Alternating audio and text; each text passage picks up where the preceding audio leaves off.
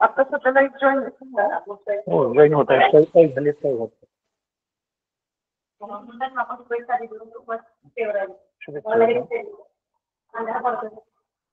इकडून येत आहे मॅडम. इकडून योग्य येते मॅडम. एक मॅडम येतो का आवाज? आज आपण इयत्ता 8वी विषय इंग्रजी आणि ग्रामर ह्याच्याबद्दल ऍक्टिव्ह आणि पॅसिव्ह ह्याबद्दल या ना मॅडम. तर ह्या संबंधी आपण लेक्चर बघतो. हा तसा इंग्लिश ग्रामर हा माझा खूप फेवरेट विषय आहे आणि होपफुली तुम्ही सगळे पण थोरात सरांबरोबर खूप चांगल्या पद्धतीने हा विषय शिकत असाल आणि मला खूप चांगली तुमच्याकडनं अपेक्षा आहे की तुम्ही ह्या ऑनलाईन क्लासेसचा परिपूर्ण ह्या संधीचा तुम्ही उपयोग करत असाल आणि तुमचं इंग्लिश चांगल्या पद्धतीने अजून सुधारावं. तुम्हाला काही क्वेरीज असतील शिक्षण विभागाचं सहकार्य नेहमीच आहे आणि ह्या इनिशिएटिव्ह बद्दल मी सगळ्यांचे शिक्षण विभागाचे राहुल मॅडम आहेत, आपले थोरात सर आहेत आणि बाकी जे काही सहकारी आहेत आपल्या इथे त्या सगळ्यांना शुभेच्छा देते आणि मुलांना पण ऑल द बेस्ट.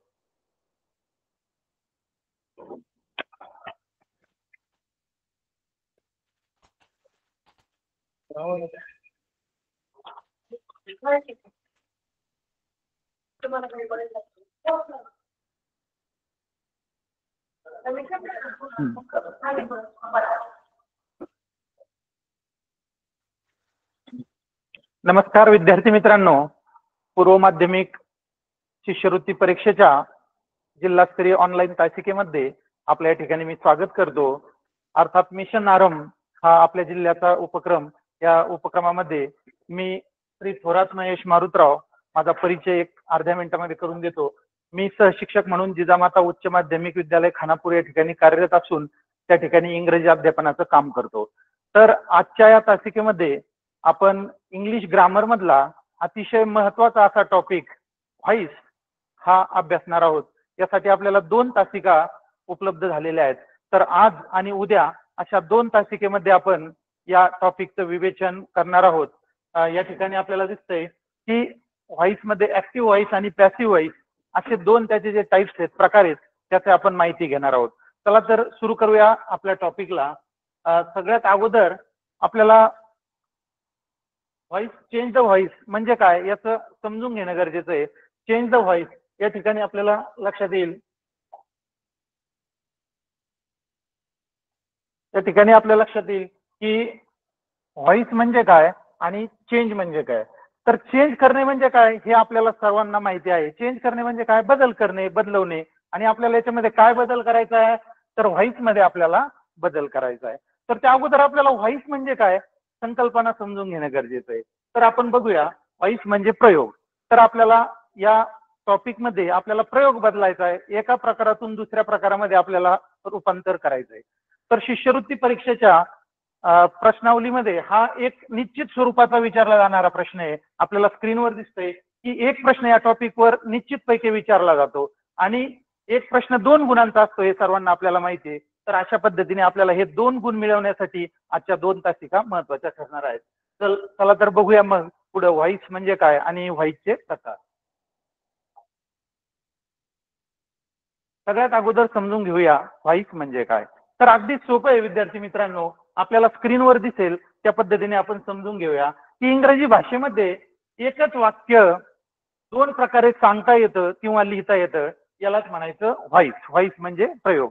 जसं की आपण एकमेकांशी बोलत असतो, बोलताना आपण एकच वाक्य फिरून दोन प्रकारे बोलतो, तर अशाच पद्धतीने इंग्रजीमध्ये हे वाक्य दोन प्रकारे आपल्याला लिहिता येतं किंवा बोलताही येतं.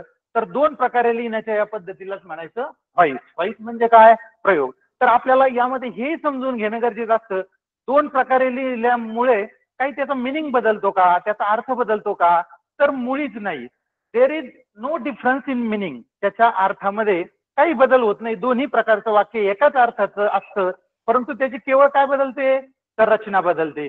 त्याच्यामधल्या शब्दांचा उलटफेर होतो. काही शब्द सुरुवातीचे शेवटला जातात, शेवटचे शब्द सुरुवातीला येतात. शब्दांचा सिक्वेन्स बदलला जातो, पण त्या दोन्ही प्रकारच्या वाक्यामध्ये अर्थामध्ये काहीही कुठल्याही प्रकारचा बदल होत नाही. तर एकच वाक्य दोन प्रकारे लिहिणे याला म्हणायचं व्हॉइस.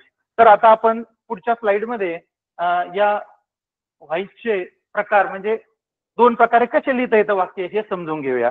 तर सुरुवातीला आपल्या स्क्रीनवर दिसतंय दोन एक्झाम्पल आपल्या समोर या ठिकाणी दिसत आहेत. आता या दोन एक्झाम्पल मध्ये आपण दोन एक्झाम्पल काय आहे आणि कशा प्रकारे दोन प्रकारे लिहिता येते ते समजून घेऊया. पहिलं एक्झाम्पल आपल्या समोर आहे, ती रीड्स अ स्टोरी. या वाक्याचा सरळ अर्थ असा आहे की ती गोष्ट वाचते. ती म्हणजे काय? ठिकाणी स्त्रीलिंगी करता आहे आणि म्हणजे ती गोष्ट वाचते. आता हेच एक्झाम्पल उलट्या पद्धतीने लिहिलंय, वेगळ्या पद्धतीने लिहिलंय, ते आपण खाली बघूया. A story is read by हर. आता हे जे वाक्य आहे हे एका प्रकाराचं आहे आणि हे वाक्य दुसऱ्या प्रकाराचं आहे. असे ऍक्टिव्ह व्हॉइस आणि पॅसिव्ह व्हॉइस दोन आपल्याला अभ्यासायचे. परंतु या वाक्यामध्ये वाक्याची शब्दांची रचना बदलली, पण अर्थामध्ये काही बदल झाला का? तर नाही. अगदी बदल काहीच अर्थामध्ये झाला नाही. ती रीड्स अ स्टोरी आणि a story is read by हर या दोन्हींचा अर्थ एकच आहे, फक्त केवळ शब्दांची रचना बदलली. त्याच्यानंतर दुसरं एक्झाम्पल बघूया खाली. दे change the house. They change the house. आता हेच वाक्य वेगळ्या पद्धतीने या ठिकाणी लिहिलेलं आहे. The house was change bye them. आता या ठिकाणी हेच वाक्य दोन प्रकारे वेगवेगळ्या पद्धतीने लिहिलंय, पण या दोन्हींच्या वाक्यांच्या अर्थामध्ये काही बदल झालेला नाही. दोन्हींचा अर्थ एकच आहे. आता या ध्यानात घ्या, मी या ठिकाणी अंडरलाईन केलं किंवा मी त्याला स्क्वेअर करतो. तर या वाक्यामधले हे दोन काय आहेत ते समजून घेणं गरजेचं आहे आपल्याला. तर या दोन्ही वाक्यामधले हे चौकट केलेले क्रियापद आहेत. क्रियापद म्हणजे इंग्लिशमध्ये आपण त्याला व्हर्ब किंवा ऍक्शन वर्ड्स असं आपण त्याला म्हणतो. म्हणजे वाक्यामध्ये काय क्रिया होते ते दाखवणारा शब्द. अगदी सोपं आहे, तुम्ही समजून घ्या. ती रीड्स अ स्टोरी. ती गोष्ट वाचते. मग या उदाहरणामध्ये क्रिया कोणती चालू आहे विद्यार्थी मित्रांनो? तर अगदी सोपं आहे. कोणती क्रिया चालू आहे? वाचण्याची. आणि वाचण्याची क्रिया दाखवणारा शब्द त्यालाच आपण व्हर्ब म्हणतो. व्हर्ब म्हणजे ऍक्शन वर्ड, क्रिया दाखवणारा शब्द. तर तो कोणता आहे? रीड. रीड मूळ मूळ काय? Verb read. त्याच्यानंतर दुसऱ्या एक्झाम्पल मध्ये ते चेंज द हाऊस. त्यांनी घर बदललं. तर याच्यामध्ये क्रिया कुठली घडली? तर बदलण्याची क्रिया घडली. आणि बदलणे हा क्रियापद आहे म्हणजेच ऍक्शन वर्ड आहे. तर या ठिकाणी आपल्याला प्रत्येक उदाहरणामध्ये एक अशा पद्धतीने आपल्याला क्रियापद व्हर्ब दिसतंय. आता हे एवढं मी सांगण्याचा उद्देश केवळ असा की वरील वाक्यामध्ये आपल्याला रीड्स आणि चेंज ही दोन व्हर्ब दिसतात. हे सांगण्याचं माझं केवळ एकच कारण आहे की ध्यानात घ्या, ज्या वाक्यांमध्ये क्रियापद असतं, मुख्य क्रियापद, त्याच वाक्याचं रूपांतरण दोन्ही प्रकारामध्ये केलं जाऊ शकतं किंवा तेच वाक्य दोन्ही प्रकारात लिहिल्या जाऊ शकतात. ज्या वाक्यामध्ये मुख्य क्रियापद नाही अशा वाक्यांचं रूपांतर एका प्रकारामधून दुसऱ्या प्रकारामध्ये होऊ शकत नाही.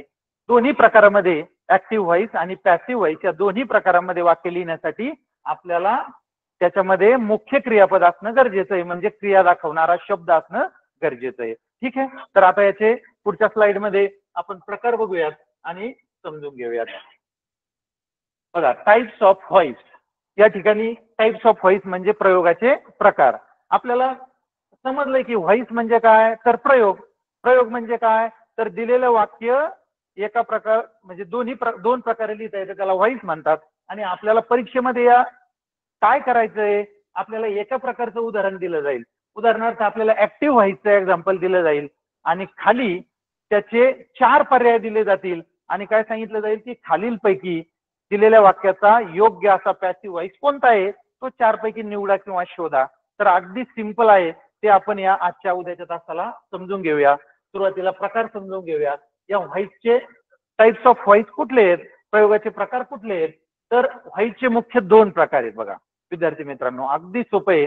हा टॉपिक आपल्याला अगदी 12वी पर्यंत किंवा अगदी सिनियर कॉलेजला आपण जेव्हा जेव्हा इंग्लिश ग्रामर शिकतो त्यासाठी आपल्याला हा महत्वाचा असणार आहे आणि म्हणून आपल्याला काळजीपूर्वक हा टॉपिक समजून घ्यायचा आहे आणि अपेक्षा करतो की तुम्ही मोबाईलवर ऑनलाईन झालायत आलायत आणि तुमच्याजवळ एक वही पेन असेल अशी अपेक्षा करतो, कारण की जे जे महत्वाचे मुद्दे आहेत तुम्हाला ते नोट डाऊन करायचे आहेत किंवा तुमच्या ज्या प्रॉब्लेम्स आहेत तुमच्या डाऊट्स आहेत तुम्हाला जे लक्षात आले नाहीत ते मला शेवटच्या 5 मिनिटांमध्ये विचारायचे, त्याच्यामुळे तुमच्याकडे वही पेन असणं आवश्यक आहे. सुरुवात करूया.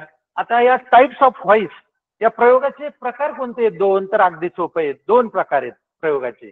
Types of voice. There are 2 types of voice. That is active voice and passive voice. Simple. कोणते दोन प्रकार आहेत? ऍक्टिव्ह व्हॉइस आणि पॅसिव्ह व्हॉइस. तर आता हे या नावावरूनच आपल्याला लक्षात येईल ऍक्टिव्ह व्हॉइस म्हणजे त्याला मराठीत म्हणायचं कर्तरी प्रयोग आणि पॅसिव्ह व्हॉइसला मराठीत म्हणायचं कर्मणी प्रयोग. आता हे मराठीच्या ग्रामरमध्ये सुद्धा हा टॉपिक आहे, तिथं तुम्हाला समजून घ्यायला आणखी मदत होईल. तर ऍक्टिव्ह व्हॉइस काय आहे तो समजून घेऊया. ऍक्टिव्ह व्हॉइसला मराठीत म्हणायचं कर्तरी प्रयोग. आता या कर्तरी शब्दामध्ये त्याचा अर्थ दडलेला आहे. कर्तरीमध्ये कर्ता असा शब्द आलाय. कर्ता. वाक्यामध्ये जो क्रिया करतोय त्याला म्हणायचं कर्ता. That is called subject. त्याला काय म्हटलं जातं? सब्जेक्ट म्हटलं जातं. वाक्यामध्ये जो क्रिया करतोय तो आहे कर्ता. तर या प्रकाराच्या व्हॉइस मध्ये महत्व कशाला असतं? तर कर्त्याला महत्व असतं. कशाला महत्व असतं? कर्त्याला. आणि म्हणूनच या ऍक्टिव्ह व्हॉइसच्या प्रकाराला कर्तरी प्रयोग असं म्हटलं जातं. आणि दुसरा जो आहे पॅसिव्ह व्हॉइस. आता या पॅसिव्ह व्हॉइसला म्हणायचं कर्मणी प्रयोग. तर याच्यामध्ये महत्व कशाला असतं? पॅसिव्ह व्हॉइस मध्ये तर कर्माला महत्व असतं. कर्म कर्म याच्यामध्ये महत्वाचं असतं. तर अशा प्रकारे हे प्रयोगाचे दोन प्रकार आहेत, ऍक्टिव्ह व्हॉइस आणि पॅसिव्ह व्हॉइस. आणि जनरली आपल्याला नेहमी ऍक्टिव्ह व्हॉइसच वाक्य दिलं जाण्याची शक्यता जास्त असते. ऍक्टिव्ह व्हॉइसचं एक वाक्य दिलं जातं आणि त्याचं रूपांतरण असणारा योग्य पर्याय 4 पैकी आपल्याला पॅसिव्ह व्हॉइसचा निवडायचा आहे. तर या ठिकाणी आपल्याला प्रयोगाचे दोन प्रकार आता लक्षात आलेले, ऍक्टिव्ह व्हॉइस आणि पॅसिव्ह व्हॉइस. चला डिटेल्स मध्ये त्याचं थोडं स्ट्रक्चर कसं असतं, त्याची वाक्याची रचना कशी असती पुढच्या स्लाइड मध्ये ते समजून घेऊयात. पहिला आहे ऍक्टिव्ह व्हॉइस. ऍक्टिव्ह व्हॉइस म्हणजे काय? या ठिकाणी आता आपण समजून घेतलंय की ऍक्टिव्ह व्हॉइस म्हणजे काय, तर कर्तरी प्रयोग. ऍक्टिव्ह व्हॉइस म्हणजे कर्तरी प्रयोग. तर कर्तरी प्रयोगामध्ये महत्व कशाला असतं? कर्त्याला महत्व असतं. त्याची व्याख्या एका ओळीमध्ये समजून घेऊया. ज्या वाक्यातील क्रियापद कर्त्याच्या लिंगवचनानुसार बदलते त्यास कर्तरी प्रयोग असे म्हणतात. म्हणजे क्रियापद बदलतंय पण कोणानुसार बदलतंय? तर कर्त्याच्या लिंगवचनानुसार बदलतंय. म्हणजे महत्व कशाला आहे? कर्त्याला. आणि म्हणूनच याला कोणता प्रकार म्हटलंय? कर्तरी प्रयोग, ऍक्टिव्ह व्हॉइस. जनरली आपण दैनंदिन जीवनामध्ये बोलताना किंवा लिहिताना जास्तीत जास्त वाक्य या प्रकारचे आपण लिहितो किंवा बोलतो ऍक्टिव्ह व्हॉइसचे, आणि पॅसिव्ह व्हॉइसची उदाहरणं आपण कमी प्रकारे बोलतो किंवा लिहितो. तर आता ऍक्टिव्ह व्हॉइसची रचना कशी असती? सिंपल एक्झाम्पलद्वारे समजून घेऊया. ही इट्स अन ऍपल. बघा, ही इट्स अन ऍपल. तो सफरचंद खातो. तर याच्यामध्ये खाण्याची क्रिया चालू आहे. आता आपल्याला काय काय समजून घ्यायचंय याच्यामध्ये? सब्जेक्ट कुठला आहे? सब्जेक्ट म्हणजे कर्ता. ह्या 2-3 गोष्टी अगोदर क्लिअर समजून घ्या. सब्जेक्ट म्हणजे काय? कर्ता. त्याच्यानंतर ऑब्जेक्ट. ऑब्जेक्ट म्हणजे काय? कर्म. ऑब्जेक्ट म्हणजे कर्म. आणि त्याच्यानंतर V. V stand for verb. Verb म्हणजे क्रियापद. क्रियापद म्हणजे ऍक्शन वर्ड, म्हणजे क्रिया दाखवणारा शब्द. तर आता या 3 गोष्टी समजून घेऊया. ऍक्टिव्ह व्हॉइसची रचना खूप सोपी असती. S plus V plus O. म्हणजे अगोदर याच्यामध्ये काय येतं? वाक्याची सुरुवात काय होती या प्रकारामध्ये? तर एस ने सुरुवात होती, सब्जेक्टने, कर्त्याने. त्याच्यानंतर क्रियापद असतं आणि त्याच्यानंतर कर्म. ऑब्जेक्ट शेवटी असतं. तर ही सिंपल अशी रचना आहे. इथं आपल्याला खाली दिसेल ऍक्टिव्ह व्हॉइसची रचना. अगोदर कर्ता असतो, नंतर क्रियापद असतं आणि नंतर कर्म असतं. आता याच्यानंतर जो दुसरा प्रकार बघणार आहे आपण, पॅसिव्ह व्हॉइस. त्याची रचना वाक्याची कशा पद्धतीने वेगळी असती तेही आपल्याला याच्यातून दिसून येईल. पण जनरली ऍक्टिव्ह व्हॉइसची रचना अशा पद्धतीने असते, S plus V plus O. म्हणजे सब्जेक्ट. सब्जेक्ट म्हणजे कर्ता. वाक्यात जो क्रिया करतोय तो समजून घ्या ना, ही इट्स अन ऍपल. म्हणजे सफरचंद खाण्याची क्रिया चालू आहे, पण कोण खातोय? त्याच्यातला कर्ता कोण आहे? ही. ही म्हणजे तो. ही म्हणजे तो. हा काय आहे? कर्ता आहे, क्रिया त्याच्याकडून केली जाते वाक्यात. इट्स हे काय आहे? याच्यामधलं खाण्याची क्रिया चालू आहे. खाण्याची क्रिया चालू असल्यामुळं याला काय म्हटलेलं आहे आपण? व्हर्ब म्हटलेलं आहे, क्रिया. आणि ॲन ॲपल हे काय आहे? कर्म आहे, है ना. तर अशा पद्धतीने हे आपल्याला दिसून येतंय की ऍक्टिव्ह व्हॉइसची रचना very simple. It is very simple. S plus V plus O. आता पुढची पॅसिव्ह व्हॉइसची रचना आपण समजून घेऊया. बघा, पॅसिव्ह व्हॉइस. पॅसिव्ह व्हॉइस म्हणजे कर्मणी प्रयोग. तर आता या पॅसिव्ह व्हॉइस मध्ये महत्व कशाला असतं? कर्माला. समजून घेऊया त्याची रचना आणि अर्थ. ज्या वाक्यातील क्रियापद कर्त्याच्या लिंगवचनानुसार बदलते त्यास कर्मणी प्रयोग असे म्हणतात. या ठिकाणी बघा, महत्व कशाला आहे? कर्माला. क्रियापद बदलतंय पण कशाच्या? कर्माच्या लिंगवचनानुसार बदलतंय आणि म्हणून त्याला काय म्हटलं जातंय? त्याला पॅसिव्ह व्हॉइस असं म्हटलं जातंय. म्हणजे याच्यामध्ये कर्माचं महत्व आहे, याला कर्माला जास्त महत्व आहे आणि म्हणून याला कर्मणी प्रयोग असं म्हणतात. आता याची रचना बघा, थोडीशी उलटी आहे. तुमच्या लक्षात येईल की आपण ऍक्टिव्ह व्हॉइसच्या वाक्यामध्ये सुरुवात कशाने झालती? सब्जेक्टने झालती, कर्त्याने. पण आता या प्रकारच्या याच्यामध्ये कर्ता सब्जेक्ट कुठे आहे? शेवटी. आणि ऍक्टिव्ह व्हॉइस मध्ये ऑब्जेक्ट शेवटी होता, कर्म तो कुठे आला? याच्यात सुरुवातीला आलाय. बाकी मधला भाग आपण आता समजून तर घेणारच आहोत. मग बघूया example.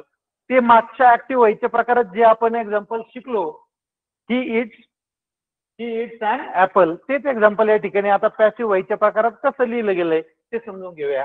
And apple is eaten by हिम. आता याच्यामध्ये काय काय बदल झालेत ते आता आपल्याला आणखी खूप त्याचे नियम शिकून घ्यायचे, मग तेव्हा लक्षात येईल.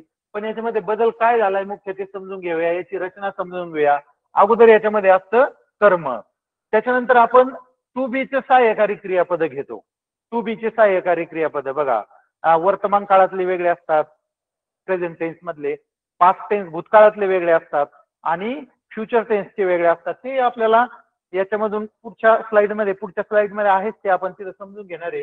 तर टू बीचं काळानुसार आपल्याला टू बीचं सहाय्यकारी क्रियापद घ्यायचंय. त्याच्यानंतर पुढं मुख्य क्रियापदाचे तिसरे रूप, त्यालाच आपण that is called past participle. त्यालाच काय म्हटलं जातं?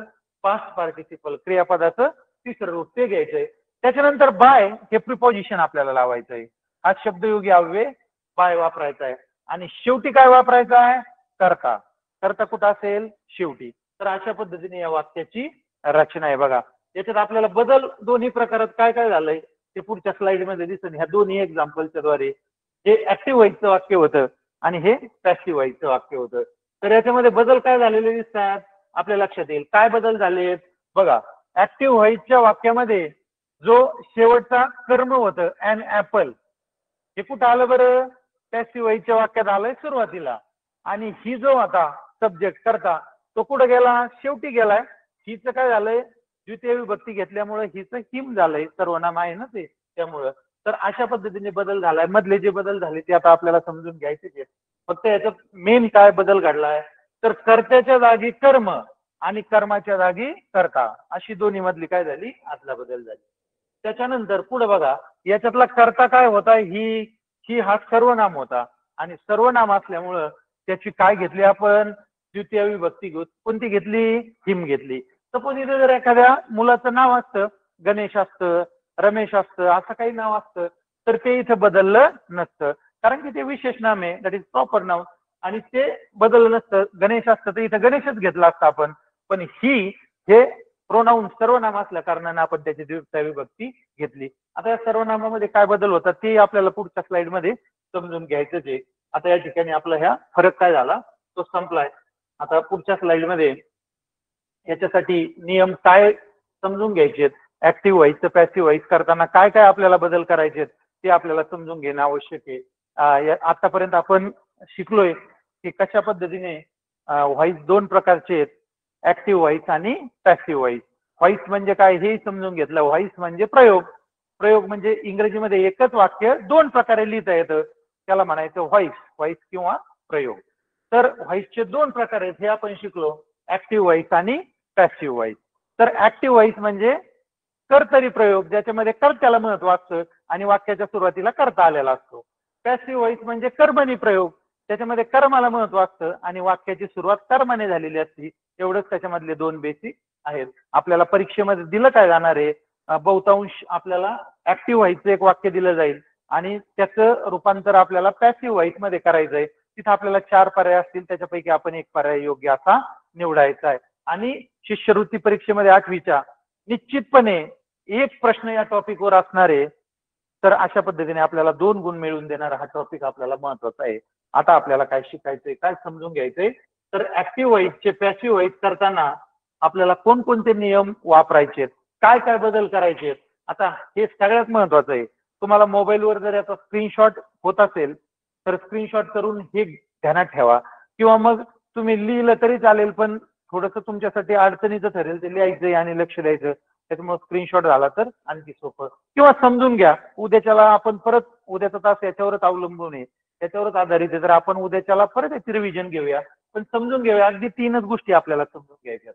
बघा, ऍक्टिव्ह व्हाईसचे पॅसिव्ह व्हाईस करताना खालील नियम वापरावेत. काय काय नियम वापरायचे, काय काय बदल करायचे, व्हेरी सिंपल. 4 गोष्टी लक्षात ठेवा फक्त. काय 4 गोष्टी लक्षात ठेवायच्या? आपल्याला सुरुवातीला वाक्य दिलं, या वाक्यामध्ये काय काय करायचं, तर अगदी सोपं आहे. पहिलं याच्यामध्ये ओळखायचंय, प्रथम दिलेल्या वाक्यातील कर्ता म्हणजे सब्जेक्ट, क्रियापद म्हणजे व्हर्ब, ऍक्शन वर्ड, क्रिया दाखवणारा शब्द, आणि तिसरं कर्म हे शोधावे. बघा बरं का, पहिली पायरी काय आपली, तर दिलेल्या वाक्यामधला कर्ता शोधायचा आहे. क्रिया कोण करतोय वाक्यामध्ये, कर्ता शोधायचा आहे. त्याच्यानंतर क्रियापद शोधायचं वाक्यातलं, त्या वाक्यात क्रियापद कोणतं आहे किंवा क्रिया कोणती चालू आहे ते दाखवणारा ऍक्शन वर्ड आपल्याला त्याच्यामध्ये शोधायचं आहे, क्रियापद. आणि नंतर शोधायचंय आपल्याला कर्म. तर अशा 3 गोष्टी शोधल्या की आपलं काम खूप सोपं होणार आहे. तर हे 3 गोष्टी आपल्याला अगोदर शोधायच्या. त्याच्यानंतर पुढचा 2 नंबर काय काळजी घ्यायची आपल्याला, 2 नंबरचा नियम काय, अगोदर आपण शोधले. त्याच्यानंतर वाक्याची सुरुवात कर्माने करावी. बघा, होणार काय आहे, ऍक्टिव्ह व्हाईसचं वाक्य दिलं जाणार आहे आणि ऍक्टिव्ह व्हाईसच्या वाक्यामध्ये कर्म म्हणजे ऑब्जेक्ट हे सगळ्यात शेवटी असणार आहे. तर ते शोधल्यानंतर आपल्याला पॅसिव्ह व्हाईसच्या वाक्यामध्ये सुरुवात करताना त्याची सुरुवात कशाने करायची, कर्माने करायची. आपल्याला हे वर आपण शोधले ना तर मग खूप काम सोपं होणार आहे. तर कर्माने त्याची सुरुवात आपल्याला करायची, ऑब्जेक्टने. त्याच्यानंतर कर्माने सुरुवात केल्याबरोबर पुढे काय करायचंय, वाक्याच्या काळानुसार टू बीचं सहाय्यकारी क्रियापद घ्यावे. बघा, आता वाक्याच्या काळानुसार जर टू बीचे सहाय्यकारी क्रियापद हेल्पिंग वर्ब कोणते आहेत ते आपल्याला समजून घेणं गरजेचं आहे. याच्या पुढच्या स्लाइडमध्ये ते आहेतच, पण ते काळानुसार वापरायचे आपल्याला. बघा, या गोष्टीकडे लक्ष द्या. काळानुसार वाक्यामध्ये जर प्रेझेंट टेन्स असेल तर टू बीचे कोणते हेल्पिंग वर्ब वापरायचे, जर पास्ट टेन्स असेल भूतकाळ तर कोणते वापरायचे, आणि फ्युचर टेन्स असेल तर कोणते हेल्पिंग वर्ब वापरायचे, हे आपल्याला पुढच्या स्लाइडमध्ये दिसणार आहे. पण त्याच्यासाठी आपल्याला वाक्याचा काळ शोधावा लागेल. वाक्याचा काळ शोधला की त्या वाक्याच्या काळानुसार आपल्याला सहाय्यकारी क्रियापद घ्यायचे. सुरुवात लक्षात आली. पहिलं काय करायचंय, कर्ता कर्म क्रियापद शोधून घ्यायचंय. त्याच्यानंतर जे कर्म आहे त्यांनी वाक्याची सुरुवात करायची. त्याच्यानंतर वाक्यामध्ये असलेला काळ शोधून त्या काळानुसार सहाय्यकारी क्रियापद घ्यायचे. आता हे तुम्हाला लगेच कळणार नाही, पण पुढच्या स्लाइडमध्ये जेव्हा तुम्ही सहाय्यकारी क्रियापद हेल्पिंग वर्ब टू बी चे बघताल त्यावेळेस तुमच्या लक्षात येतील. त्याच्यानंतर या 2 पायऱ्या झाल्यानंतर त्यानंतर मूळ क्रियापदाचे तिसरे रूप म्हणजे पास्ट पार्टिसिपल घ्यावे. आता या ठिकाणी आपण वरच्या स्टेजमध्ये क्रियापद शोधलेलं आहे. तर या क्रियापदाचं आपल्याला काय करायचंय, तिसरं रूप पास्ट पार्टिसिपल घ्यायचंय. आता याच्यासाठी आपला अभ्यास असणं गरजेचं आहे. केवळ वाक्य तयार करायचंय, पण वाक्य तयार करायचं म्हटल्यावर आपल्याला वेगवेगळ्या व्हर्बचे 3 रूप माहित असणं गरजेचं आहे. त्याचं प्रेझेंट फॉर्म कोणता आहे, म्हणजे त्याचं वर्तमानकाळी रूप कोणतं आहे, त्याचा पास्ट फॉर्म भूतकाळी रूप कुठलं आहे, त्याचं भविष्यकाळी रूप कोणतं आहे, तर हे वेगवेगळे माहिती असणं गरजेचं आहे. त्याच्यानंतर सगळ्यात महत्वाचं त्याचं पास्ट पार्टिसिपल म्हणजे क्रियापदाचे तिसरे रूप, म्हणजे पूर्ण भूतकाळी रूप आपल्याला घ्यायचंय त्याचं. म्हणून क्रियापदाचे 3 रूप, तिसरं रूप पास्ट पार्टिसिपल आपल्याला असणं माहिती असणं गरजेचं आहे. ते पास्ट पार्टिसिपल आपल्याला घ्यायचे. आता अनेक आहेत वर्ब, पण आपण पुढच्या एका स्लाइडमध्ये काही मोजके असे 8-10 क्रियापद घेतलेले आहेत वर्ब, त्याचे 3 रूप आपण लिहिलेले आहेत, ते तुम्हाला समजण्यासाठी आणखी मदत त्याची होईल. त्याच्यानंतर आता इथपर्यंत तुम्हाला कळलंय की अगोदर कर्ता कर्मक्रिया कर्म शोधायचंय, त्याच्यानंतर वाक्याची सुरुवात कर्माने करायची, त्याच्यानंतर काळानुसार वाक्याच्या हेल्पिंग व्हर्ब सहाय्यकारी क्रियापद घ्यायचंय, त्याच्यानंतर वाक्यात असणाऱ्या क्रियापदाचं तिसरं रूप घ्यायचंय. तर अशा 3 पायऱ्या झाल्यानंतर चौथी पायरी अगदी सोपी आहे, जिच्यासाठी विशेष काही करण्याची किंवा जास्त काही डोकं वापरण्याची गरज नाही, अगदी सोपं आहे. त्यानंतर बाय हे शब्दयोगी अव्यय वापरावे, बाय हे प्रिपोजिशन वापरावे. बदल करायचा आहे ना, मग वेगळं काहीच डोक्यात घ्यायचं नाही. तिसरं रूप घेतलं आपण पास्ट पार्टिसिपल का, त्याच्यानंतर काय घ्यायचं, बाय घ्यायचं. अतिशय सोपं आहे, काही बघायचं नाही. त्याच्यानंतर आता वाक्याचा शेवट. तर वाक्याचा शेवट कशात होणार आहे, याच्या आपण हे पॅसिव्ह व्हायचं वाक्य बनवतोय. वाक्याची सुरुवात कर्माने झाली म्हणल्यावर शेवट कशाने होणार आहे, कर्त्याने होणार आहे, सब्जेक्टने होणार आहे. मग आता शेवटी बघा, शेवटी कर्त्याची द्वितीय विभक्ती वापरावी. जर कर्ता एखादे विशेष नाम असेल तर तेच लिहावे. विशेष नाम म्हणजे काय विद्यार्थी मित्रांनो समजून घ्या. या ठिकाणी आपल्याला नावं दिसत आहेत, राम, गीता, म्हणजे एखाद्या मुलाचं नाव आहे, मुलीचं नाव आहे, किंवा एखाद्या व्यक्तीचं, पुरुषाचं, स्त्रीचं नाव दिलेलं नाव आहे. तर ते जर वाक्यामध्ये कर्ता म्हणून आले असेल तर तेच घ्यायचं, त्याच्यामध्ये बदल करायचा नाही. पण त्याच्याऐवजी जर काय आलेलं असेल, त्याच्याऐवजी जर काय आलं असेल, सर्वनाम आले असेल, तर सर्वनामाच्या ऐवजी काय घ्यायचं आपल्याला, सर्वनाम कुठले आहेत आता हेही माहिती आहे आपल्याला, आय, त्याच्यानंतर ही, ती, इट, दे, हे सर्वनाम आहेत. हे सर्वनाम जर आलेले असेल तर त्याची काय घ्यायची आपल्याला, द्वितीय विभक्ती घ्यायची. आता तुम्ही म्हणता सर्वनामांची द्वितीय विभक्ती कुठली आहे, तर ते एका पुढच्या स्लाइड मध्ये आपल्याला आहे, लगेच आता ते आपल्याला बघणार आहोत की कसं त्याच्यामध्ये बदल करायचा आहे. तर आता पुढच्या 3 स्लाइड मध्ये आपल्याला काय काय बघायचंय की हेल्पिंग व्हर्ब कुठले आहेत काळानुसार, त्याच्यानंतर काही क्रियापदांचे पास्ट पार्टिसिपल तिसरे रूप कोणते आहेत, आणि सर्वनामाची द्वितीय विभक्ती कशी असते कोणकोणत्या, ते आपल्याला बघायचंय. मग त्यानंतर आपण एक्झाम्पल बघणार आहोत. आता या ठिकाणी आपल्याला हे नियम समजलेले आहेत. आपण जेव्हा उदाहरण एक सोडवायला घेणार आहोत तेव्हा परत या नियमाकडे येणार आहोत आणि या नियमानुसारच त्या उदाहरणाचं ऍक्टिव्ह व्हॉइस मधून पॅसिव्ह व्हॉइस मध्ये आपण रूपांतर करणार आहोत. ठीक आहे, पुढच्या स्लाइड मध्ये जाऊया की कशा प्रकारे विभक्ती आपल्याला बदलायची, विभक्ती कशी असते ते आता या ठिकाणी बघूया. बघा, याचा पण स्क्रीनशॉट जर शक्य असेल, निघत असेल तर घ्या, किंवा नोटबुक मध्ये नोट डाऊन करा. ऍक्टिव्ह व्हॉइसचे पॅसिव्ह व्हॉइस करताना वाक्याचा कर्ता जर एखादे, आता या ठिकाणी विशेष नाम शब्द चुकलेला आहे, इथं काय पाहिजे आपल्याला, प्रिंटिंग टायपिंग मिस्टेक येते ती समजून घ्या. या ठिकाणी सर्वनाम आहे, माझ्याकडून टायपिंग मध्ये ते चुकलेलं आहे. ऍक्टिव्ह व्हॉइसचे पॅसिव्ह व्हॉइस करताना वाक्याचा कर्ता जर एखादे सर्वनाम असेल, सर्वनाम जर असेल तर त्याच्या विभक्तीत खालील प्रकारे बदल होतो. काय काय बदल होतात, तर या ठिकाणी हे जे दिसत आहेत आपल्याला हे सर्व, तर हे काय आहेत, हे आहेत सर्वनाम, त्यालाच आपण प्रोनाउन म्हणतो. सर्वनाम म्हणजे काय, नामाच्या ऐवजी येणारा शब्द, त्याला म्हणायचं सर्वनाम, बरोबर. हे सगळे सर्वनाम आहेत. आणि सर्वनाम कुठं वापरले, ऍक्टिव्ह व्हॉइस मध्ये प्रथमा विभक्तीत वापरलेले आहेत ते ऍक्टिव्ह व्हॉइस मध्ये. मग ऍक्टिव्ह व्हॉइस मध्ये जर असे सर्वनाम असेल तर त्याचं रूपांतर पॅसिव्ह व्हॉइस मध्ये कशा पद्धतीने होतंय, त्याच्यात काय काय बदल होतोय समजून घ्यायचंय. अतिशय सोपं आहे. काय काय बदल होतोय बघा, आय जर असेल ऍक्टिव्ह व्हॉइसच्या वाक्यात तर द्वितीय विभक्तीमध्ये त्याचं रूपांतर काय होतंय, आयचं मी, त्याच्यानंतर वी असेल तर काय होतंय, अस, त्याच्यानंतर यू असेल तर यूथ, त्याच्यामध्ये बदल होत नाही. ही असेल तर हिम, ती असेल तर हर, अशा पद्धतीने बदल होतोय. त्याच्यानंतर इट असेल तर इटच, आणि दे असेल तर देम, अशा प्रकारे बदल होतात. आता हे तुम्हाला वहीमध्ये लिहिणं गरजेचं आहे, आणि मला वाटतं तुमच्या शाळेमध्ये हा टॉपिक शिकतानाही कदाचित तुम्ही हे लिहून घेतलं असेल की प्रथमा विभक्तीची या सर्वनामांची द्वितीय विभक्ती कशी असते. तर हे आपल्याला माहिती असणं गरजेचं आहे. आयचं मी बनतं, वीचं अस बनतं, यूचं यू, ही सी इट, हिचं हिम बनतं, सीचं हर बनतं, इटचं इट, आणि देचं देम, अशा प्रकारे प्रथम विभक्तीतून द्वितीय विभक्तीत या सर्वनामांचे बदल होतात, किंवा आपल्याला ते पॅसिव्ह व्हॉइसच्या वाक्यामध्ये करावेच लागतात. हे झालं विभक्तीच्या बाबतीत आपण माहिती करून घेतलं.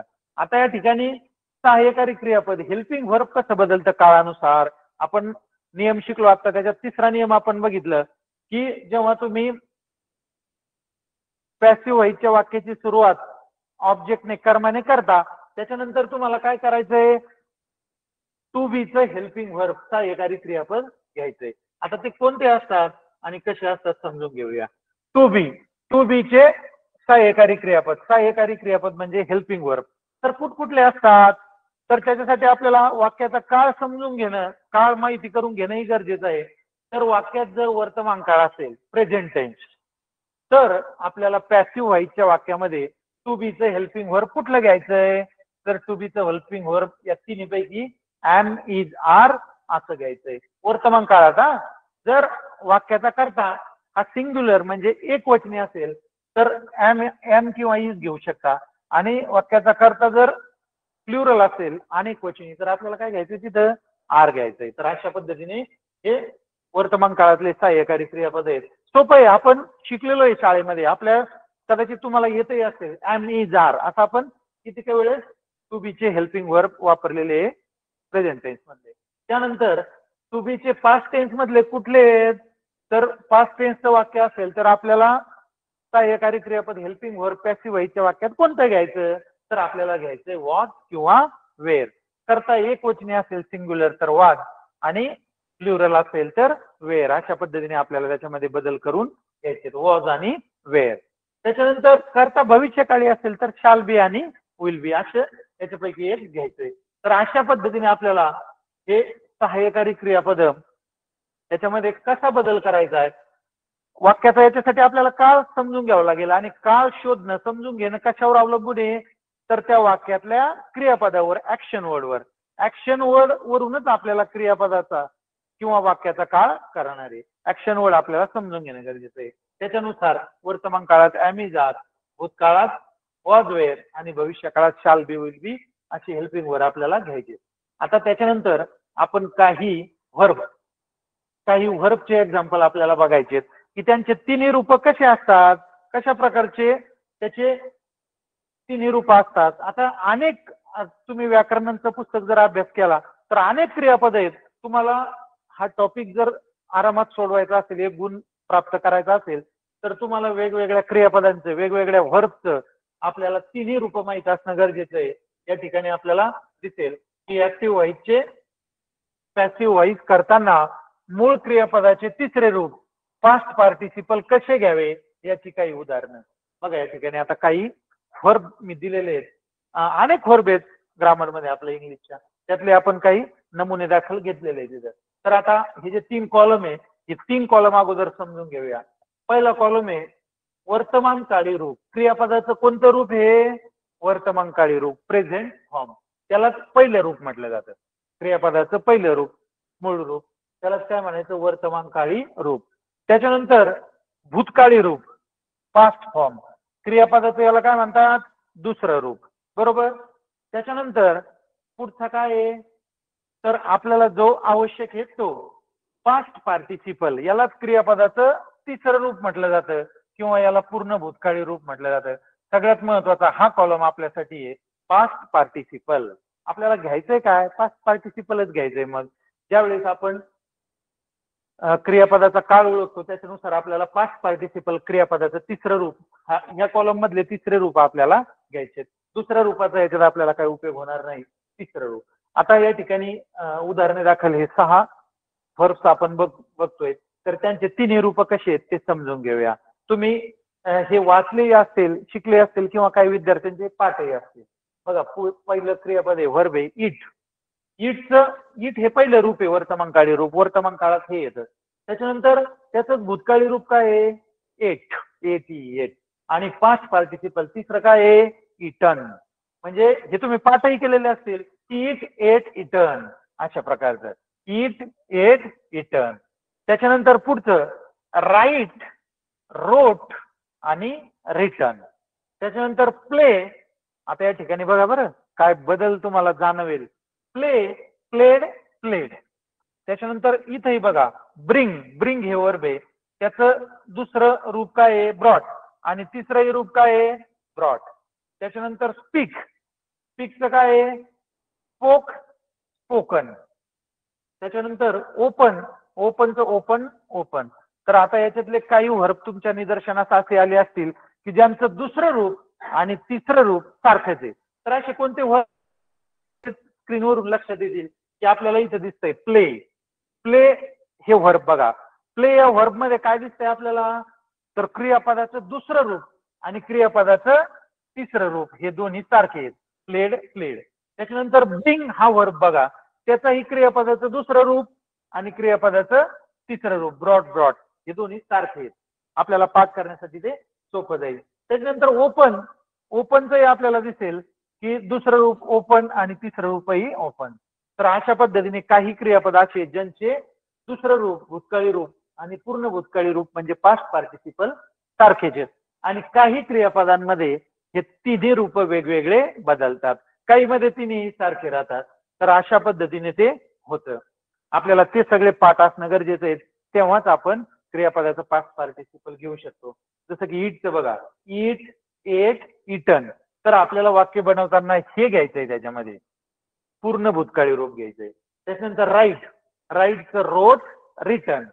त्याच्यानंतर इथं स्पीक स्पोक स्पोकन हे सारखंच आहे, सॉरी बदल आहे, स्पीक स्पोक स्पोकन. याच्यामध्ये क्रियापदाचं दुसरं रूप आणि तिसरं रूप वेगवेगळे आहेत. तर आपल्याला हे क्रियापद अनेक त्याचे रूप पाठ करावं लागतील, दुसरं रूप तिसरं रूप. कारण की आपल्याला वाक्य बनवताना घ्यायचंय काय, पास्ट पार्टिसिपल घ्यायचंय तिसरं रूप. अनेक क्रियापद असे ज्यांचे दोन्ही रूप सारखे आहेत, दुसरं आणि तिसरं. काही क्रियापदाचे तिन्ही वेगळे आहेत, काहीचे पहिलं वेगळं आणि तिन्ही वेगळे, काहीचे तिन्ही सारखे. अशा पद्धतीने हे आहेत. तर हा पास्ट पार्टिसिपलचा कॉलम आपल्यासाठी सगळ्यात महत्वाचा आहे. तर अशा पद्धतीने आपण काय केलंय, आता सगळी माहिती समजून घेतली. आता पुढच्या स्लाइड मध्ये आपल्याला बघा एक एक्झाम्पल कडे जायचंय. तर हे एक्झाम्पल आपल्याला सोडवायचंय आता. तर या एक्झाम्पल सोडवताना आपल्याला आता नियमाचा पुन्हा एकदा आढावा घेणं गरजेचं आहे. आपण अतिशय सहजपणे हे एक्झाम्पल सोडू शकतो, पण नियम काय आहे ते आता आपण समजून घेऊया. नियम आपण जे वरच्या स्लाइडवर लिहिले ते पुन्हा एकदा समजून घेऊया.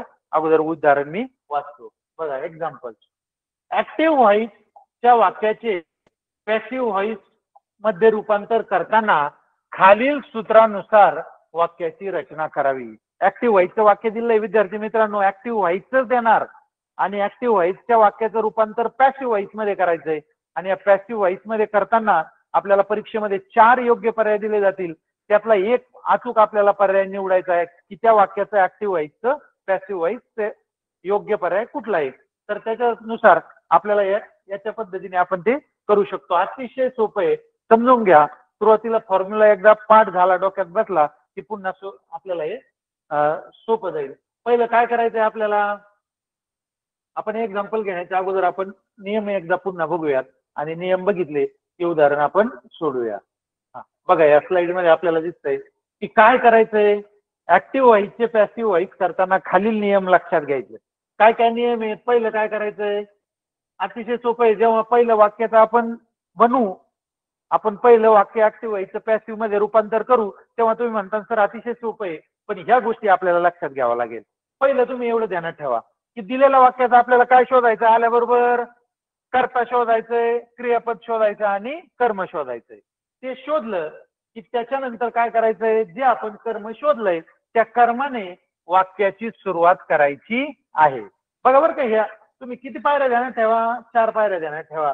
हे पुढचं बाय घ्यायचंय, हे तर आपल्याला सोपंच आहे. शेवटी बाय घ्यायचंय आणि शेवटी कर्ता घ्यायचा आहे. पण या 3 पायऱ्या 4 पायऱ्या तुम्ही सुरुवातीला लक्षात ठेवा. सुरुवातीला आपल्याला कर्ता, क्रियापद आणि कर्म शोधायचंय. शोधल्यानंतर त्याच्यातल्या कर्मानी वाक्याची सुरुवात करायची. 2 गोष्टी ध्यानात ठेवा. तिसरं, कर्मानी सुरुवात केल्याबरोबर, कर्मानी सुरुवात केली, कर्मानंतर आपल्याला काय घ्यायचंय, सहाय्यकारी क्रियापद टू बीचं घ्यायचंय. आता ते कोणते आहेत मी आता तुम्हाला सांगितले. वर्तमान काळात एम इज आर, भूतकाळात वॉज वेअर आणि भविष्य काळात शाल बी विल बी. पण हे वापरताना आपल्याला अगोदर त्या क्रियापदाचा काळ समजून घेणं गरजेचं आहे की कुठल्या काळाचं वाक्य येते आणि ते कशावरून कळेल आपल्याला, तर त्या वाक्यामध्ये आलेल्या क्रियापदावरून, ऍक्शन वर्डवरून कळेल. तर त्याच्यानुसार टू बीचं हेल्पिंग वर्ड आपल्याला घ्यायचंय आणि त्याच्यानंतर काय घ्यायचंय, त्या क्रियापदाचं तिसरं रूप घ्यायचंय पास्ट पार्टिसिपल. आता आपण बघितलं ना तक्ता, तर त्याच्यातलं क्रियापदाचं तिसरं रूप घ्यायचंय. बस एवढ्याच 4 गोष्टी. आणि त्याच्यानंतर बाय लावायचंय, हे तर आहेच. आणि शेवटी कर्ता घ्यायचा आहे. कर्ता जर व्यक्तीचं नाव आलेलं असेल विशेष नाम, तर ते जसं तसं वापरायचंय. उदाहरणार्थ राम, गीता, गणेश, अर्जुन असे वेगवेगळे विशेष नाम आले तर ते विशेष नाम जसेच तसे वापरायचे. पण विशेष नाम नसेल, सर्वनाम असेल, जसं की ही, ती, दे असं असेल तर आपल्याला त्याची द्वितीय विभक्ती घ्यायची. ती आपण बघितलेलं आहे. चला मग आता उदाहरणाकडे जाऊया. हे 4 पायऱ्या पहिल्या ध्यानात ठेवा. वाक्यातले कर्ता क्रियापद कर्म शोधायचे, नंतर कर्माने सुरुवात करायची, नंतर हेल्पिंग वर्ब घ्यायचं आणि नंतर क्रियापदाचं तिसरं रूप घ्यायचंय. चला मग आता या ठिकाणी आपण पहिल्या उदाहरणाला सुरुवात करूया. आपल्याला अनेक उदाहरणं अभ्यासायची आहेत, आपल्याकडे अनेक स्लाइड्स आहेत एक्झाम्पलच्या, पण आपल्याला समजण्याला सोपं जाईल अशा पद्धतीने आपण ते एक्झाम्पल बघणार आहोत. आता या ठिकाणी एक्झाम्पलला सुरुवात झाली आहे. ऍक्टिव्ह व्हॉइसच्या वाक्याचे पॅसिव्ह व्हॉइस मध्ये रूपांतर करताना किंवा बदल करताना खालील सूत्रानुसार वाक्याची रचना करावी. आता नियम जे शिकलो ना तेच सूत्राच्या रूपात इथं लिहिलेत बघा. आता आपण नियम एका क्रमाने शिकलो की नाही, तेच या ठिकाणी सूत्राच्या रूपात लिहिलंय. की पहिलं आपण वाक्यातलं काय शोधलंय, कर्ता कर्म क्रियापद शोधलंय. आता याच्यामध्ये आपण सुरुवात कशाने केली, कर्माने ऑब्जेक्टने सुरुवात केली. दुसरी पायरी काय होती, त्याच्यामध्ये सहाय्यकारी क्रियापद घ्यायचंय टू बीचं. त्यासाठी काळ ओळखायचं आणि मग सहाय्यकारी क्रियापद घ्यायचं. त्याच्यानंतर मुख्य क्रियापदाचे तिसरे रूप घ्यायचे. काय घ्यायचे, मुख्य क्रियापदाचे तिसरे रूप घ्यायचे, पास्ट पार्टिसिपल. त्यानंतर आपल्याला हा प्रिपोजिशन बाय घ्यायचा, तो फिक्सच आहे, त्याच्यामध्ये बदल होणार नाही. आणि शेवटी आपल्याला वाक्याचा कर्ता घ्यायचा. बघा आता जे आपण क्रमाने नियम शिकलो तेच या ठिकाणी सूत्राच्या रूपात लिहिलेले आहेत. आणि हे सूत्र मी प्रत्येक उदाहरणामध्ये प्रत्येक स्लाइडच्या वर सूत्र ठेवलेलं आहे, त्याच्यामुळे तुम्हाला हे उदाहरण समजून घ्यायला अतिशय सोपं जाईल. चला तर उदाहरणाचं काय करूया आपण, ऍक्टिव्ह व्हॉइसच्या वाक्याचं रूपांतर आता पॅसिव्ह व्हॉइस मध्ये करूया. समजून घ्या. ज्या काही शंका असतील ते नोट डाऊन करा. शेवटच्या 5 मिनिटांमध्ये आपण ते घेणार आहोत. कारण की आज जे डाऊट्स आहेत काही क्लिअर नाही झाले तर उद्याच्या तासाला होतील. आपण उद्या 5-10 मिनिटात पुन्हा एकदा उद्या सुरुवातीला याची झालेली रिव्हिजन घेणारच आहोत. मग आपल्याला आता उदाहरणं सोडवायचे. ठीक आहे, सुरुवात करूया. आता एक्झाम्पल या ठिकाणी बघा. काय एक्झाम्पल आहे, आय राईट अ लेटर. खूप सोपं उदाहरण आहे विद्यार्थी मित्रांनो, समजून घ्या. I write a letter. आता आपली पहिली पायरी काय होती नियमाची, की वाक्यामधला कर्ता, क्रियापद आणि कर्म शोधा. आता या ठिकाणी कर्ता म्हणजे काय आपण एक्सप्लेन केलं. कर्ता म्हणजे वाक्यामध्ये जो क्रिया करतोय तो. आय राईट अ लेटर, कोण करतोय क्रिया, कोण करतोय तर आय, मी, है ना. आता या ठिकाणी आपल्याला आय कळला. आय काय आहे बरं, हा आय आहे कर्ता, सब्जेक्ट. कळलं का, काही अडचण नसेल मला वाटतंय. जो क्रिया करतोय तो कर्ता, आपण शोधलाय कर्ता. कर्ता म्हणजे सब्जेक्ट, यस. त्याच्यानंतर पुढे शोधायचं आपल्याला क्रियापद. क्रियापद म्हणजे वर्ब, ऍक्शन वर्ड म्हणजे क्रिया दाखवणारा शब्द. वाक्यात क्रिया कोणती चालू आहे विद्यार्थी मित्रांनो, आय राईट अ लेटर. मी काय करतोय, लेटर पत्र लिहितोय. म्हणजे क्रिया कोणती चालू आहे, लिहिण्याची. आणि लिहिण्याची म्हणजे काय, राईट. हा राईट हा शब्द काय आपला वर्ब. वर्ब म्हणजे काय, क्रियापद, ऍक्शन वर्ड झालं. त्याच्यानंतर आता हा राहिलेला भाग साहजिकच काय असेल, अ लेटर. हा ऑब्जेक्ट. ऑब्जेक्ट म्हणजे कर्म. हा काय असेल, कर्म. आता आपण तिन्ही शोधलं. आता याच्यामध्ये मला वाटतं अडचण नसावी. आपण या वाक्यातले तिन्ही शोधले. कर्ता शोधला, त्याच्यानंतर क्रियापद शोधलंय, क्रिया जी चालू आहे ती, आणि राहिलेलं काय आहे, कर्म. पहिली पायरी आपली झाली. आता त्याच्यानंतर काय करायचं, इकडे बघा. वाक्याची सुरुवात कशाने करायची, कर्माने. कर्म कोणतं आहे, अ लेटर. आता अ लेटरने सुरुवात केली आपण. इथं अ लेटर लिहिलंय. इथं अ नंतर आलता म्हणून स्मॉल होता, इथं कॅपिटल घेतलाय वाक्याची सुरुवात झाली म्हणून. अ लेटर, कर्माने सुरुवात केली, काही अडचण नसावी आतापर्यंत. आपण कर्ता कर्म क्रियापद ओळखले, वाक्याची सुरुवात कर्माने केली, है ना. कर्म कोणतं आहे, अ लेटर. अ लेटरने सुरुवात केली. दुसरी पायरी काय होती जर आठवा बरं, आठवण्याची गरज नाही, इथं दिलंय समोर. दुसरी पायरी अशी आहे, कर्म घेतल्यानंतर आपल्याला काय घ्यायचंय, टू बीचे सहाय्यकारी क्रियापद घ्यायचे. कोणते होते ते, वर्तमान काळ असेल तर एम, इज, आर. भूतकाळ असेल वाक्यामध्ये तर वाज, वेअर. आणि भविष्यकाळ असेल तर शाल बी विल बी. अगदी सोपं आहे. पण त्याच्यासाठी आपल्याला वाक्याचा काळ शोधणं गरजेचं आहे की नाही. आणि वाक्याचा काळ कशावरून कळेल तर त्या वाक्यातल्या ऍक्शन वर्डवरून कळेल, क्रियापदावरून कळेल. क्रियापद काय आहे बोला. क्रियापद आहे राईट.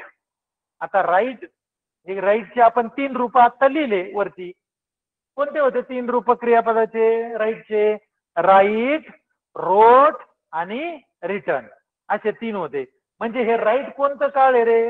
आता काय करूया आपण वापस जाऊया म्हणजे तुमच्या लक्षात यायला सोपे येईल. बघा राईट, रोट, रिटर्न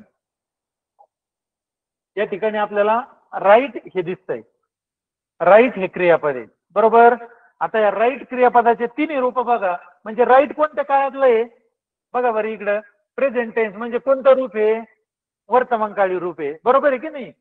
त्याच्यानंतर त्याचं भूतकाळी रूप काय आहे रोट. आणि त्याचं पास्ट पार्टिसिपल काय आहे रिटर्न. जे की आपल्याला हे पुढे घ्यायचंय बरं का. पुढे काय करायचंय आपल्याला याचं भूतकाळी पूर्ण भूतकाळी रूप म्हणजे पास्ट पार्टिसिपल आपल्याला घ्यायचंय. त्याच्यामुळे बघून घ्यायचे राईटचे 3 फॉर्म. Right, wrote, return. समजून घ्या की या राईट याचं पास्ट पार्टिसिपल काय आहे रिटर्न हे आहे. आणि राईट राईट हे कोणतं आहे वर्तमानकाळी रूप आहे. म्हणजे त्या वाक्यात काळ कोणता आहे वर्तमान काळ आहे. आता वर्तमान काळ आहे याच्यावरून आपल्याला हेल्पिंग वर्ब कोणते वापरायचे ते समजून घेऊया. बघा या ठिकाणी वाक्यामध्ये कोणता काळ आहे वर्तमान काळ आहे. वर्तमान काळात मग कोणते हेल्पिंग वर्ब वापरतात. वर्तमान काळात 3 हेल्पिंग वर्ब आपण वापरतो. Am, is, are. बघा तर याच्यातले आता एम आणि इज हे सिंग्युलर आहेत. म्हणजे एक वचनी करता असेल तर घ्यायचं आणि अनेक वचनी करता असेल तर आर घ्यायचं. ते आता आपल्याला वाक्य बघितल्यानंतर कळेल. एम, इज, आर ह्या तिन्हीपैकी आपल्याला वर्तमानकाळी रूप घ्यायचंय. ठीक आहे. आता आपल्या एक्झाम्पलकडे पुन्हा एकदा जाऊया. आपण सूत्रावरून हे कळून घेतलंय. बघा अतिशय सोपं आहे. सॉरी दुसऱ्या एक्झाम्पलकडे आपण. हा इकडे लक्ष द्या. आपलं उदाहरण होतं आय राईट अ लेटर. याच्यातला आपण करता शोधलेला आहे. हे पहिल्या एक्झाम्पलला आपण थोडा वेळ देतोय समजून घ्या. एक एक्झाम्पल तुम्हाला फॉर्म्युलानुसार कळलं ना तर पुढचे तुम्हाला बनवण्यासाठी अतिशय सोपे जाणार आहे. बघा याच्यातला आपण कर्ता कर्म क्रियापद शोधून घेतलेलं आहे. आय हा काय आहे सब्जेक्ट कर्ता. त्याच्यानंतर राईट काय आहे वर्ब म्हणजे काय आहे क्रियापद. ते कोणत्या याच्यातलं आहे वर्तमान काळातलं आहे. त्याच्यानंतर अ लेटर काय आहे ऑब्जेक्ट आहे म्हणजे कर्म. हे 3 आपल्याला कळलं होतं. आपण पुन्हा तिथं आलोय. त्याच्यानंतर आता आपल्याला सुरुवात कशाने करायची रे कर्माने ऑब्जेक्टने. ऑब्जेक्ट काय आहे अ लेटर. ते आपण इथं घेतलं अ लेटर. आता पुढची पायरी अशी होती आपल्याला टू बी चे सहाय्यकारी क्रियापद घ्यायचे. टू बी चे सहाय्यकारी क्रियापद घ्यायचे बरोबर काळानुसार. या वाक्यातला राईट याच्यावरून काळ कोणता आपल्याला कळले राईट वरून हा वर्तमान काळ हे समजलंय. मग वर्तमान काळातले टू बी चे कोणते आहेत 3 एम, इज, आर 3 आहेत बरोबर. आता अ लेटर अ लेटर हे लेटर काय आहे सिंग्युलर आहे एकवचनी म्हणून आपण काय घेतलं इज घेतलं. अ लेटर इज झालं. त्याच्यानंतर पुढची पायरी आपल्याला या क्रियापदाचं 3रं रूप घ्यायचंय. क्रियापदाचं काय घ्यायचं 3रं रूप घ्यायचंय. आता क्रियापदाचे 3 रूप कोणते होते राईटचे ते आपण बघितलेत. राईट, रोट आणि रिटर्न. मग क्रियापदाचं 3रं रूप पास्ट पार्टिसिपल कोणतं होतं रिटर्न. बघा अतिशय सोपं आहे. A letter is written. त्याच्यानंतर बाय हे लावायचंय. त्याच्यात काय विचारच करायचं नाही काही. बाय आपण लावलं ठीक आहे. आणि त्याच्यानंतर शेवटी आपल्याला काय घ्यायचं आहे या वाक्यामधला सब्जेक्ट. सब्जेक्ट म्हणजे कर्ता. कोणता होता कर्ता आपण शोधला होता सुरुवातीलाच होता. कोणता होता आय होता आय. पण आय हे आता विशेष नाम आहे का व्यक्तीचं मुलाचं मुलीचं असं काही नाव आहे का. ते जर असतं तर आपण तिकडे जसं तसं घेतलं असतं. परंतु ते विशेष नाम आहे का नाही ते सर्वनाम आहे. आणि मग सर्वनाम जर असेल तर अशा वेळेस आपण सर्वनामांची काय घेतो प्रथमा विभक्तीमधून द्वितीय विभक्ती घेतो. मग आयची द्वितीय विभक्ती काय झाली मी. आपण तो टेबल पण बघितलेला आहे. आयचं मी त्याच्यानंतर हिचं हिम तिचं हर अशा पद्धतीने आपण ते बघितलेलं आहे. मग आयचं काय झालं शेवटी कर्त्याची द्वितीय विभक्ती घेतली मी. तर अशा पद्धतीने आपलं वाक्य तयार झालं. A letter is written by me. इथं आयच्या ऐवजी जर समजा एखाद्या मुलाचं नाव असतं गणेश असतं GANESH उदाहरणार्थ गणेश राईट अ लेटर असं असतं तर काय आलं असतं रे विद्यार्थी मित्रांनो अतिशय सोपं आहे. A letter is written by की गणेश आपण इथं जसं तसंच घेतलं असतं, कारण की गणेश काय आहे, विशेष नाम आहे. मुलाचं मुलीचं नाव असतात किंवा इतर नाव आपण त्याला विशेष नाम म्हणतो. ते विशेष नाम गणेश आपण इथं जसं तसं घेतलं असतं, पण इथं विशेष नाम नव्हतं, इथं काय होतं, सर्वनाम आहे. आणि म्हणून या सर्वनामाचं प्रथमा विभक्तीऐवजी आपण द्वितीय विभक्तीतला बदल झालेला मी घेतला. तर अशा पद्धतीने हे पहिलं वाक्य बनलेलं आहे. आपण आणखी एक एक्झाम्पल बघणार आहोत आणि मग आपण चर्चा करूयात. तर आय राईट अ लेटर याचं वाक्य कसं बनलंय, लेटर इज रिटन बाय मी. तर अशा पद्धतीने हे एक्झाम्पल त्या ठिकाणी झालेलं आहे. आपण आणखी एक एक्झाम्पल घेऊया आणि मग तुमचे काय डाऊट्स आहेत ते बघूयात. आता सगळ्यात महत्वाचं विद्यार्थी मित्रांनो, मी जे 3 चार्ट दिले याच्या अगोदर, उदाहरणं घेण्याच्या अगोदर, ते 3 चार्ट आपल्याला चांगल्यापैकी पाठ असणं गरजेचं आहे. म्हणजे सर्वनाम जर असेल तर त्याची प्रथमा विभक्तीतून द्वितीय विभक्ती कशी घ्यायची हे आपल्याला माहित असलं पाहिजे. बघा त्याच्याकडे जाऊया एकदम, एक मिनिट. हा, इकडे लक्ष द्या. अशा पद्धतीने जर कर्ता सर्वनाम असेल तर प्रथम विभक्तीतून द्वितीय विभक्तीत कसा घ्यायचा आहे हे हे एक महत्वाचं आहे. स्क्रीनशॉट घेतले तर चालतील. आयचं मी घेतलंय, उईचं आज घेतलंय, यूचं यू बदल झालेला नाही, हिचं हिम, तिचं हर आणि इटचं इट आणि देचं देम. असं करता जर असेल सर्वनाम तर हे बदल द्वितीय विभक्तीत करायचे. त्याच्यानंतर पुढे बघा, हेल्पिंग वर्ब कोणते वापरायचे. तर हेल्पिंग वर्ब आपण अगोदर वाक्याचा काळ ओळखला तर तो जर वर्तमान काळ असेल तर एम इज आर पैकी घ्यायचंय सहाय्यकारी क्रियापद टू बीचं. जर भूतकाळ असेल तर घ्यायचंय वाज वेअर पैकी आणि भविष्यकाळ असेल तर शाल बी विल बी. त्याच्यानंतर पुढचं तिसरं क्रियापदाचं तिसरं रूप. आता मी इथं उदाहरण दाखल 6 क्रियापद घेतलेत, 6 वर्ब घेतलेत. तिथं कितीतरी तुमच्या पुस्तकामध्ये ग्रामरच्या पुस्तकामध्ये कितीतरी क्रियापद असतील आणि त्यांचे तिन्ही रूप असतील, मग ते आपल्याला पाठ करावे लागतील. तर अशा पद्धतीने ईटचे तिन्ही रूप काय, ईट, एट, इटन. आता मी जे उदाहरण घेतोय पुढचं 2 नंबरचं, त्याच्यातलं क्रियापद याच्यापैकीच एक असणार आहे, तर त्याचं तिसरं रूप बघून ठेवा. त्याच्यानंतर राईट, रोट, रिटर्न. त्याच्यानंतर play, played, played. Bring, brought, brought. त्याच्यानंतर स्पीक, स्पोक, स्पोकन आणि ओपन, ओपन, ओपन. तर मला वाटतं इट हे क्रियापद असावं पुढच्या एक्झाम्पल मध्ये. इट असेल तर आपल्याला तिसरं रूप काय घ्यायचं आहे, इटन. ध्यानात ठेवा, इट, एट, इटन. तिसरं रूप आपल्याला इटन घ्यावं लागेल. आपण जाऊया दुसऱ्या एक्झाम्पल कडे आणि थांबूया. बघा हे उदाहरण क्रमांक 2 आपण बघतो या ठिकाणी. सूत्रावर दिलेलेच आहे आपल्या माहितीसाठी पुन्हा, आणि मग सूत्राद्वारे आपल्याला वाक्य बनवायचे. आता तुमच्या समोर उत्तरच लिहिलेलं आहे. मला असं वाटतं तुम्ही उत्तराकडे थोडं दुर्लक्ष करावं. तुम्ही प्रश्न वाचताय पण खाली थोडं बघूच नका, थोडं समजून घेऊया, चर्चा करूया आणि मग उत्तर तुम्हाला पण कॉन्फिडन्स येईल की कशा पद्धतीने मी बरोबर सोडवलंय. बघा पहिलं आपल्याला कर्म घ्यायचंय, नंतर सहाय्यकारी क्रियापद, नंतर क्रियापदाचं तिसरं रूप, नंतर बाय आणि शेवटी करता. ठीक आहे. आता उदाहरणाच्या आपल्या सूत्रानुसार आता काय करा, सुरुवातीला कर्ता, कर्म आणि क्रियापद वाक्यातलं शोधा.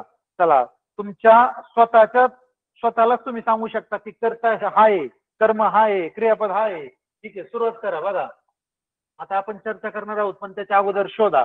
उदाहरण असं आहे, he it's a mango, he it's a mango. तो आंबा खातो. ही म्हणजे काय, तो आंबा खातो. हे उदाहरण आहे. हे ऍक्टिव्ह व्हायचंय. हे कशाचं आहे, ऍक्टिव्ह व्हाईस. म्हणजे ऍक्टिव्ह व्हाईस म्हणजे कर्तरी प्रयोग. आता त्याचं आपल्याला कशामध्ये रूपांतर करायचंय, पॅसिव्ह व्हाईस. पॅसिव्ह व्हाईस म्हणजे कर्मणी प्रयोग. बरोबर आहे. आता या ठिकाणी उदाहरण बघा, ही इट्स अ मँगो, तो आंबा खातो. याच्यातलं तुमच्या लक्षात आलं असेल की कर्ता आपल्याला शोधायचा आहे. कर्ता, क्रिया करणारा कोण आहे, बोला चला. ही इट्स अ मँगो, कोण क्रिया करतोय या वाक्यामध्ये, कर्ता करणारा आहे ही म्हणजे काय, तो है ना. आणि याला काय म्हणायचं मग, कर्ता. कर्ता म्हणजे सब्जेक्ट. इथं लिहितोवर समजायला सोपं जाईल, कर्ता. त्याच्यानंतर या वाक्यामध्ये क्रिया कोणती चालू आहे, ही इट्स अ मँगो, तो आंबा खातो. कशाची क्रिया चालू आहे, खाण्याची है ना. आणि मग कोणतं क्रियापद आलेलं आहे तिथं, इट्स. बरोबर आहे की नाही. तर हे काय आहे, व्हर्ब म्हणजे हे आहे क्रियापद. आणि त्याच्यानंतर राहिलेला भाग साहजिकच काय असेल, राहिलेला भाग असेल अ मँगो. हे काय असेल, ऑब्जेक्ट. ऑब्जेक्ट म्हणजे कर्म असेल. तर ह्या तिन्ही गोष्टी आपण शोधल्या. मला वाटत नाही हे शोधायला कोणाला काही अडचण आली असेल. हे तिने शोधलं आपण. करता कोणी क्रिया करणारा ही. क्रिया कोणती करतोय तो इट खाण्याची ते क्रियापद आणि राहिलेला भाग हा काय आहे ऑब्जेक्ट म्हणजे कर्म. तर अशा पद्धतीने हे तिने आपण शोधलं. आता या शोधल्यानंतर पहिली पायरी काय असती चला सांगा. पहिली पायरी असती वाक्याची सुरुवात कशाने करायची वाक्याच्या ऑब्जेक्टने. ऑब्जेक्टने म्हणजे कर्माने. कर्म कोणतं आहे अ मँगो. बघा मग आता वाक्याची सुरुवात झालेली आहे. अ मँगो वाक्याची सुरुवात झाली. त्याच्यानंतर आता वाक्यातलं काय घ्यायचं आपल्याला इकडे 2 नंबर बघा. टू बीचं हेल्पिंग वर्ब म्हणजे सहाय्यकारी क्रियापद घ्यायचंय. त्याच्यासाठी काळ ओळखावा लागेल. वाक्यात काळ कोणता आहे क्रियापद बघा त्यातलं क्रियापद आहे इट. इट हे वर्तमानकाळी रूप आहे. आपण त्याचे 3 रूप बघितले ना इट एट इटन. आणि मग ह्यातलं हे कोणतं काळाचं रूप आहे वर्तमानकाळी रूप आहे. याचाच अर्थ या वाक्यामध्ये कोणता काळ आहे वर्तमान काळ आहे.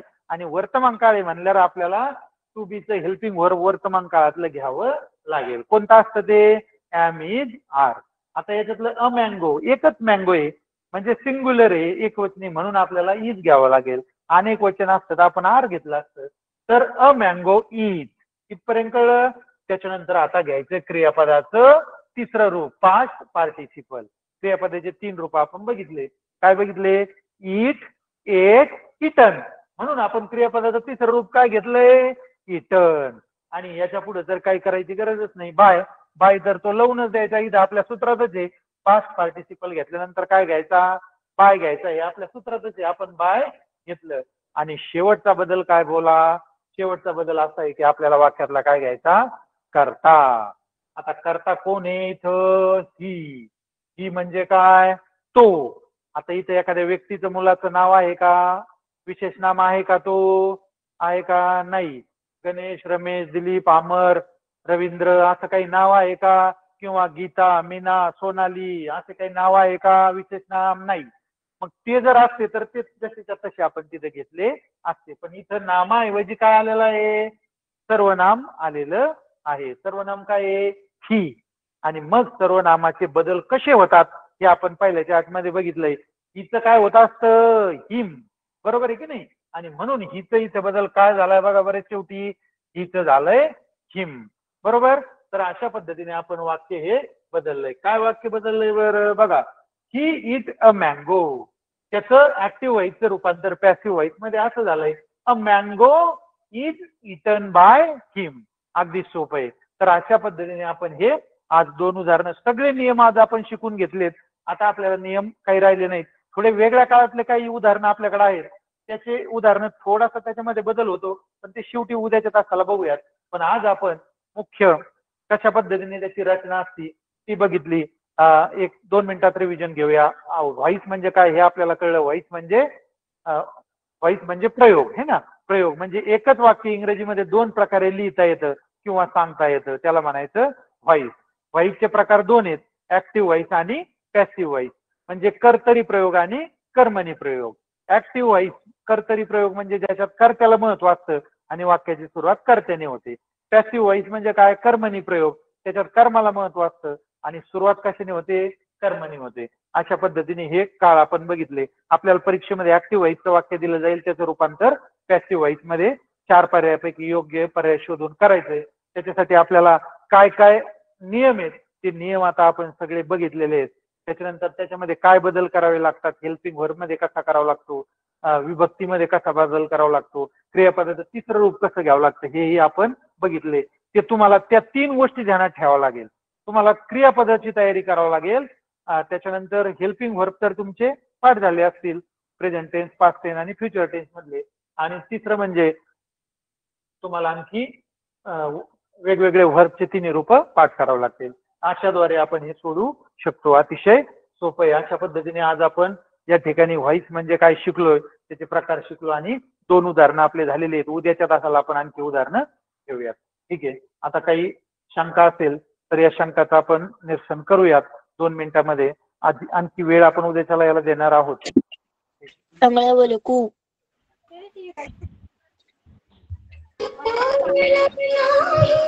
असेल कोणाचा तर तुम्ही विचारू शकता व्यवस्थितपणे.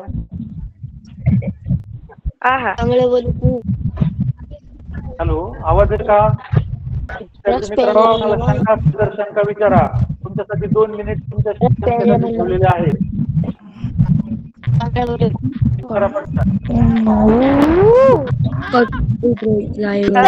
क्रियापदाचे रूप नाही का? चालू आहे का कोणाकडे कुठला विषय विचारताय तुम्ही? आपण बोलताय काय? हॅलो हॅलो, माईक चालू आहे. मला वाटतं याच्यातच आवाज आहे कोणाचा बॅकग्राऊंडचा. सर ते क्रियापदाचे रूप नाही. पास्ट पार्टिसिपल पास्ट हा हा, रिपीट. परत मोठं तर ते करण्यासाठी नाही का? क्रियापदाची 3 बरं सर. हॅलो, हा विचार बाळा. हॅलो, सर क्रियापदाचे निरूपण करण्यासाठी कधी नाही का? हॅलो, काय बोलली क्रियापद? पाठ करण्यासाठी कधी ठीक नाही का? क्रियापदाची करण्यासाठी आहे का नाही? हॅलो, हॅलो हा सर इकडे लक्ष द्या. क्रियापदाची निरूप पाठ करण्यासाठी काय करायचं? तर एखादं ग्रामरचं पुस्तक घ्या. तर ग्रामरचं पुस्तक अनेक क्रियापद आहेत, त्याचे निरूप दिलेले आहेत. तर ते आणि खूप काही महत्वाचे जे क्रियापद आहेत त्या क्रियापदापैकी एक्झाम्पल विचारलं जातं. ते सहजपणे पाठ होऊ शकतात. ते आपल्याला आधी शोधावे लागतील. सरावाने ते सहज शक्य आहे.